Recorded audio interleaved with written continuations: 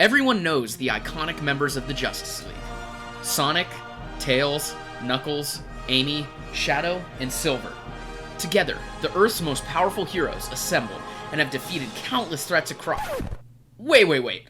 What's going on? Welcome back to Grant's Comics, and today we are going to be going over the entire background and storyline of the DC Sonic crossover. Now, don't forget to subscribe and comment below what other franchises you would love to see the DC Universe crossover with next. Now, without further ado, let's jump right into it. This crossover project was first teased on Batman Day in 2024 with a short animation of Shadow dressed up as Batman taking down some criminals. This teaser raised suspicion almost immediately in both fan communities. Most speculated a greater crossover was on its way, with it being highly unlikely that they would make an entire animated short for a random Batman Day promo without some bigger plans. It didn't take long with our suspicions being confirmed just 3 days later in a Sonic livestream presentation, where, alongside plenty of merch of the two properties, a 5-issue miniseries was confirmed to be written by longtime Sonic writer Ian Flynn and drawn by Adam Bryce Thomas that would showcase the main storyline of the crossover. For those of you who don't know him, Ian Flynn is probably the most prolific Sonic comics writer, as he served as head writer on long runs on both the Archie comics and IDW comics, as well as writing many of the recent Sonic games. He also has specific experience with crossovers, as he wrote the Sonic Mega Man crossover for Archie. In turn, Adam Bryce Thomas has also worked on both series in major roles as main penciler. Now, you might be watching this and wondering how any of this could work. I mean, a blue cartoon hedgehog and Batman teaming up seems like a recipe for disaster. But Ian Flynn's love for both universes shines through, and not only does he make it work, but he creates one of the most fun crossovers DC has seen in years. Now, let's get into that storyline. The story begins with the DC Universe's arch-villain Darkseid invading Sonic's world. As parademons flood in, Sonic and friends immediately mount a counterattack before retreating. As Darkseid approaches Angel Island, his servant Darkseid explains that he should not destroy the Master Emerald on the island, as his ship would utilize the majority of its energy reserves in doing so. Darkseid ignores this and destroys the emerald anyway, sending Angel Island plummeting. Then, after taking them to safety, Sonic splits from Tails and Amy and suddenly comes face to face with the fastest man alive, the Flash. The two speedsters then begin to engage in some back and forth as they race through Sunset City. We cut to Silver, who is quickly getting overwhelmed by the sheer number of parademons. Luckily, Green Lantern swoops in and helps him take down the parademons in the sky. On the ground, a civilian is backed into a corner in an alley by the parademons when suddenly both Batman and Shadow swoop in and take down the creatures while giving each other a look of respect. As Tails and Amy make their way through the city, they encounter Wonder Woman and Cyborg. Just before they can properly introduce themselves, Darkseid's son Calabec storms in, threatening to slaughter the city. As he raves to our heroes, Knuckles suddenly flies in behind him and punches him, sending him flying. Just as Calabec tries to get up, Superman dive-bombs him and knocks him out cold. Finally, all of Team Sonic and the Justice League assemble together and begin bringing each other up to speed. Superman introduces the heroes as the Justice League, consisting of Batman, Superman, Wonder Woman, Flash, Green Lantern, and Cyborg. Sonic, in turn, introduces his friends to the League, consisting of Sonic, Tails, Knuckles, Amy, Shadow, and Silver. The Justice League then informs Team Sonic about Darkseid, and that, while they have stopped him before, he has now launched a mobile satellite known as the Ragnarok. This ship has the capabilities to go far beyond the usual DC multiverse in pursuit of power in Sonic's world, in order to further his ultimate goal of finding the anti-life equation. Cyborg then says that as he's integrated with some of the same tech Darkseid utilizes, he was thankfully able to intercept some of his plans and created a portal known as a boom tube to reach Sonic's world and stop things before they got too bad. Silver theorizes that the power that Darkseid is after are the Chaos Emeralds, 7 magical gemstones infused with near unlimited power. Green Lantern surmises that with that kind of power, the Ragnarok could destroy countless worlds, with Batman adding that he could use them to manifest the anti-life equation directly. With the Master Emerald recently destroyed, Superman suggests they put their heads together to create a plan. But before they can get started, Shadow grows impatient and begins walking away. Sensing the anger inside him, Batman convinces Shadow that he's a valuable asset in destroying Darkseid. As they both rejoin the group, Tails reveals he has been developing a tracking system for the emeralds at his lab. As Cyborg joins Tails in his lab to develop the tracking tech further, Team Sonic and the Justice League split into pairs to begin searching for the emeralds. As Sonic and the Flash approach South Island, they soon come face to face with Darkseid, who has found his first Chaos Emerald. Flash and Sonic attempt to fight him, but Darkseid easily escapes into a boom tube and back to his base. Darkseid explains that the Chaos Emeralds are actively hiding from him. In return, Darkseid orders his warriors to scour the world for the emeralds, leaving no stone unturned. The rest of the duos fight back against Darkseid's soldiers, with Batman and Shadow stopping Steppenwolf from getting the red Chaos Emerald. Darkseid then inserts the emerald in his possession into the dimensional engine, warping time and space in the process.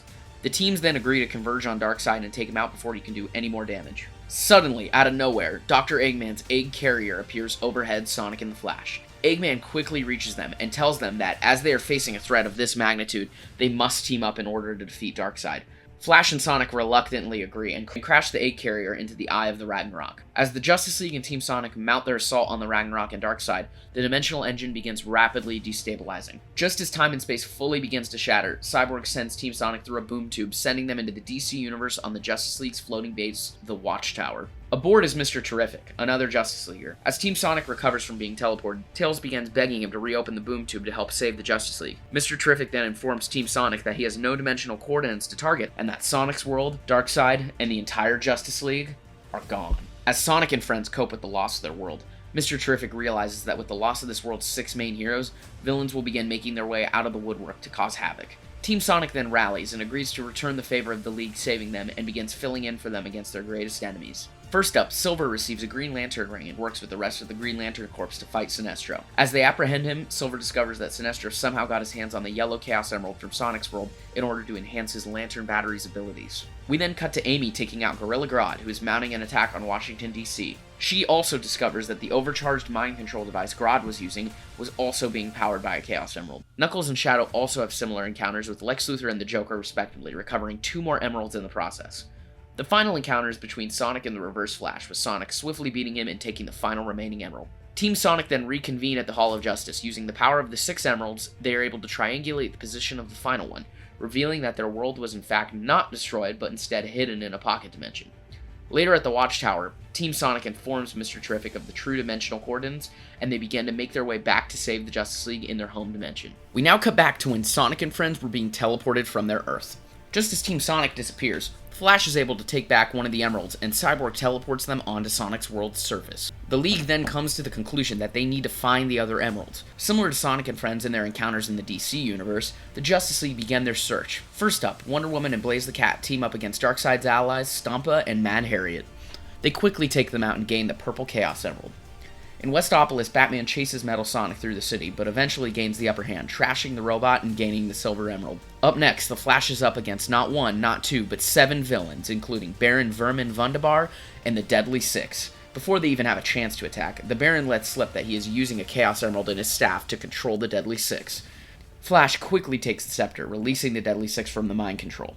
Zavok, clearly very grateful to Flash, then decides that he himself needs the Emerald's power. The Flash then decides to do his best Sonic impression and runs away from Zavok with the Emerald in tow. Next up, both Superman and Green Lantern recover emeralds from Dr. Eggman and Granny Goodness respectively. Superman effortlessly destroys Eggman's newest invention, while Green Lantern harnesses the power of the Wisps in Luminous Forest in order to power up his ring, leading to a swift victory. Now, with all of the emeralds assembled, Cyborg lays out his plan. He says that if they use the emerald's power to send them into the DC universe, Sonic and friends can then use them to get back home. As the Justice League sends the emeralds through and start discussing how long it will take for them to make contact, Sonic and friends burst through almost immediately. With both teams together again, the path is set for a final battle. As Team Sonic and the Justice League inform each other of their adventures in each other's world, Cyborg and Tails use another device that uses the emeralds to enter the Ragnarok as well as reset the world back to normal. As the two teams enter the Ragnarok, Sonic and Flash are able to grab the final emerald from Darkseid, and with that, Sonic harnesses the power of all 7 Chaos Emeralds to transform into Super Sonic. The transformation itself radiates an insane amount of power, supercharging the device. As Super Sonic and Darkseid clash, Tails and Cyborg attempt to bring the device to full power using the Flash's Speed Force energy. With the rest of Team Sonic and the Justice League all holding back Darkseid, the Flash sends the required energy into it, unleashing a massive explosion. In the wake of the device's success, both teams are sent back to their respective universe with the damage on Sonic's world reverted. Across the DC universe, the Justice League all report that everything is back to normal. And back on Sonic's world, Sonic resumes his picnic with Tails and Amy, and states that he hopes to meet the Justice League again, and finally figure out if him or the Flash is faster. In an epilogue, we then cut back to Metropolis, where it is revealed that Eggman has crossed over into the DC universe and teamed up with Lex Luthor. The story ends with them toasting their new partnership in front of a massive LexCorp version of the Death Egg robot. This is the end, for now. Well, there we have it, the complete story and background of the Sonic DC crossover.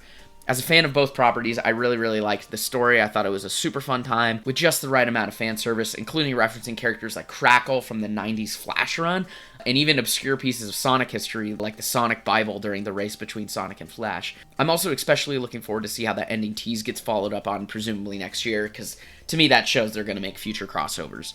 I hope you enjoyed this video. Thanks for watching, and I'll see you next time.